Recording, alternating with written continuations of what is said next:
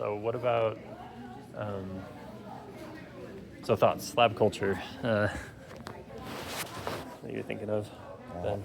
I've been thinking it's hard to come to a robust conclusion, but I think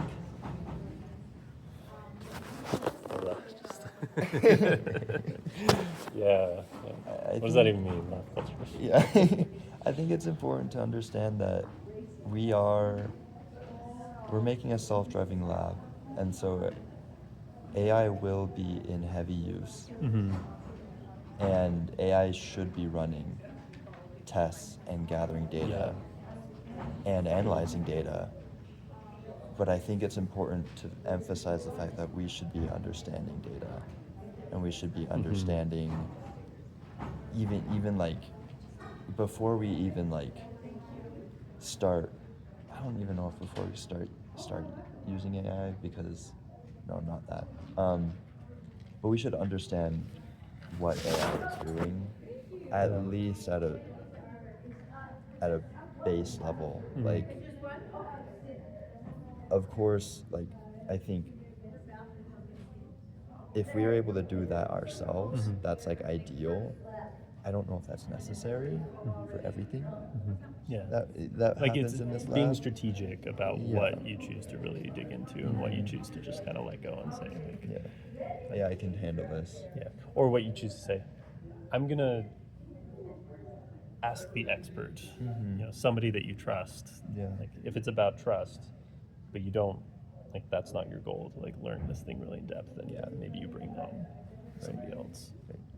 And I think a big thing that a lot of people in this lab are talking about, and I think is a really great point, is when it comes to writing papers and preparing for presentations, doing things like that, where does AI play a role in that, and what's the culture around that?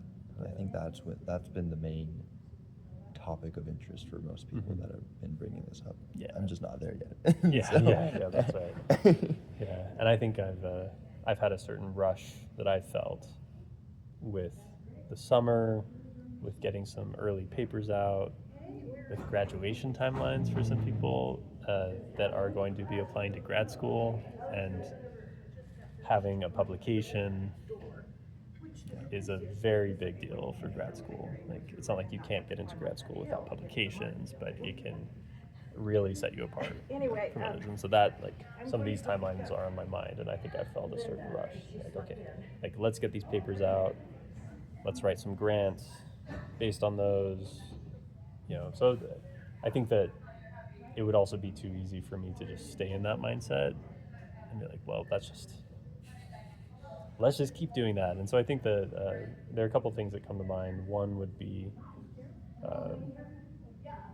having more practice presentations with the whole group, where questions, like a really big focus on the Q&A. So like ask questions, and we're not trying to grill the person, but and make sure it's clear, like it is okay to, like, I don't know.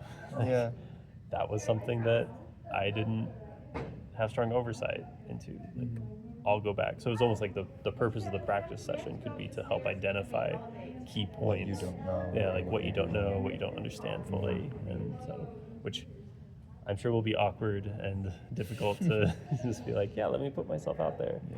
But I wonder if do you have any specifics of like things we could do that? I think that'd be really helpful. Okay. If we were to do that. I think I wonder if there could be some form of like AI could write the first draft of a paper that then we read and really understand. And if there are things that we don't understand, either have AI like tell AI like, hey, we don't need to talk about that, or really dig deep. Because I think AI could give us a map and help us in that process of figuring out what we don't really understand and what we don't really talk about. Like when I was listening in to when I'm forgetting his name, math guy. Xavier. Oh, Xavier. Oh, sorry. I was like mind YouTube. blanking. No, Sorry, that's okay. Xavier was explaining the Bayesian optimization to Seth, and I was listening in, and I could tell that Xavier really understood. That he wasn't just using AI to do the learning, Yeah. but that he really understood, and that he could give a presentation on Bayesian optimization. And I think if we were able to have that confidence in everything, in every presentation we gave, that would be really good. Even though there are things we don't know. When Xavier was presenting, it's like, yeah, there's this. I didn't really learn a lot about that, but like, that's an offshoot, and you could go into that. But this is more central to what we're talking about. Yeah, that makes sense. And so that's not really specifics, but I think maybe on the manuscript side, it could be that we have these kind of staged gates of, okay, yes, here's the first draft. Go in and have your learning iteration. I'm not here to make revisions on the draft. I'm here to understand what's here to then be able to make better revisions as the second step. So.